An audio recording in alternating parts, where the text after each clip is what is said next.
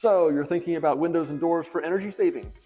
Let me share something most people don't realize. Even if you buy the best triple pane gas-filled windows money can buy, you could still be throwing money away if the installation isn't done right. Now here's the thing, great expensive windows can still leak like crazy because someone rushed the details, and about 30% of your home's energy loss can happen through tiny gaps around the windows and doors, gaps you can't even see. Now a good installer doesn't just slap caulk around the visible edges, they're trimming back the shims behind the interior face, using low expansion foam that won't warp your frames, and sealing from the interior edge so the water can still drain properly outside. Now let's say you can't replace everything right now. There are some clever workarounds. Window inserts give you nearly double pane performance without the full replacement cost.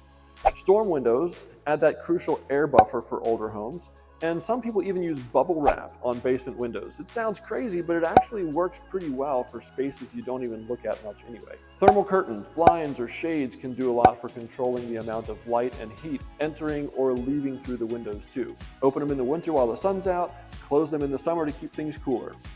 Now for the tech-savvy folks, smart glass that automatically tints based on sun exposure is becoming more affordable. And don't forget about strategic landscaping.